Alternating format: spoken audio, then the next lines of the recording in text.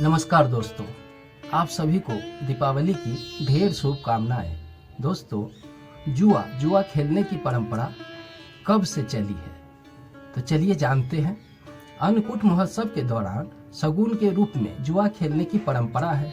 अन्नकूट पर्व को घृत कीड़ा दिवस भी कहते हैं। मान्यता के अनुसार अन्नकूट महोत्सव के दिन जुआ खेला जाना चाहिए, लेकिन कई लोग की जानकारी नहीं होने के कारण दीपावली के दिन ही खेल लेते हैं। दीपावली पर कहीं कहीं जुआ की खेलने का भी रिवाज है। इसका मुख्य लक्ष्य वर्ष भर के भाग्य की परीक्षा लेना है। दीपावली पर माँ लक्ष्मी की पूजा के साथ भगवान गणेश, माँ सरस्वती और कुबेर देव की पूजा की जाती है। हिंदू पंचांग के अनुसार कार्तिक मास की अमावस्या की तिथि को दीपावली का त्योहार मनाया जाता है। इस पर्व का पूरे देश में अलग अलग ही हर्ष और उल्लास देखने को मिलता है। इस दिन पूरा देश दिए की रोशनी से जगमगा उठता है। हिंदू धर्म में दीपावली को सुख समृद्धि का प्रदान करने वाला त्योहार माना जाता है। धार्मिक मान्यता के अनुसार इस दिन माँ लक्ष्मी अपने भक्तों के घर पर पधारती है और उन्हें धन धान्य का आशीर्वाद प्रदान करती है। दीपावली के दिन देवी लक्ष्मी और भगवान गणेश की पूजा की जाती है। इस दिन लोग अपने घर में बरकत लाने में धन प्राप्ति के लिए अलग अलग तरह के उपाय करते हैं। कुछ ऐसी परंपरा भी है जिन्हें लोग इन दिन निभाते हैं। दीपावली के रात जुआ खेलने की परंपरा मान्यता है कि दीपावली के दिन जुआ खेलना शुभ होता है। लेकिन क्या आप जानते हैं कि दीपावली पर जुआ खेलने की परंपरा कब से शुरू हुई और दीपावली में किस तरह का जुआ खेलना शुभ होता है? तो आइए हम जानते हैं। दीपावली के रात जुआ खेलने को लेकर कुछ किंवदंतियां जुड़ी हुई है कि पुरानी कथा के अनुसार दीपावली की रात भगवान शिव के साथ उनकी पत्नी देवी पार्वती जुआ खेलती थी, जिससे उन दोनों के बीच प्रेम बढ़ गया। यही कारण है कि इस दिन जुआ खेलना शुभ माना जाता है। लेकिन जुआ खेलना तभी शुभ है जब उसे बिना पैसे के खेले। पैसे लगाकर दीपावली की रात जुआ खेलना बेहद अशुभ माना जाता है। इसका जिक्र हमें महाभारत में मिलता है। जुआ खेलने के कारण ही पांडव अपना राजपाट, धन दौलत और अपनी पत्नी तक को हार बैठे थे और नतीजा महाभारत के रूप में आपके सामने है।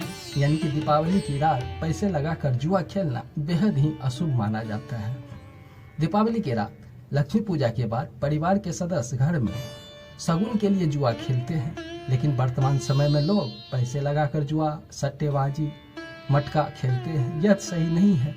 आजकल दीपावली की रात लॉटरी खेलने का भी चलन बढ़ गया है, लेकिन ऐसा करने से देवी लक्ष्मी रुष्ट हो जाती है और व्यक्ति के जीवन भर धन की कमी का सामना करना पड़ता है। ऋग्वेद भारत के प्राचीनतम ग्रंथों में से एक है।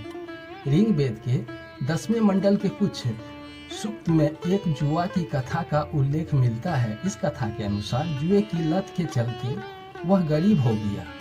उसे कोई उधार नहीं देता है। उसकी सुंदर पत्नी भी छोड़कर चली जाती है। स्कंद पुराण में भी उल्लेख मिलता है कि एक बार भगवान शिव अपने पत्नी देवी पार्वती के साथ दीपावली की रात को जुआ खेल रहे थे।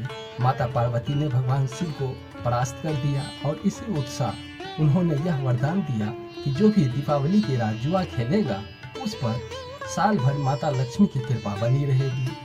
महाभारत काल में भी पांडव और कौरवों के बीच इसी दिन जुए का खेल हुआ था और पांडव कौरवों को छल कपट के आगे हरा दिए थे। इस जुए के कारण ही राजा नल अपने कपटी रिश्तेदार के हाथों अपना राजपाट खो बैठे थे। बलराम ने भी दुर्योधन और शकुनी के साथ जुआ खेला था और वे भी हार गए थे। शकुनी की चाल के चलते बलराम ने भी सुभद्रा के साथ विवाह दुर्योधन से करने की हाँ भर ली थी। एक बार बलराम जी रुक्मिणी के साथ भी जुआ खेले थे और रुक्मिणी ने जब उन्हें छल से हरा दिया था तो क्रोधित होकर बलराम ने रुक्मिणी का वध कर दिए थे। जानने का उल्लेख है कहीं कहीं मिलता है। कालांतर से यह देखा गया है कि जुए ने लोगों का जीवन बर्बाद कर दिया है। जुआ एक ऐसा खेल है जिसमें इंसान तो क्या, भगवान को भी कई बार मुसीबत का सामना करना पड़ा। जुआ सामाजिक बुराई होकर भी भारतीय मानव में गहरी पैठ बना रखी है।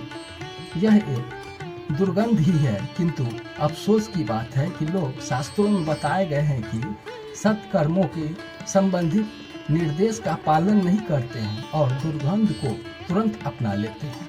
कानून जुआ खेलने की इजाजत नहीं देते हैं, अतः शुभ दिन गलत कार्य करना उचित नहीं है। कई बार सुगुन का खेल दुर्गंध में बदल जाता है। दोस्तों, आप भी सावधान रहें।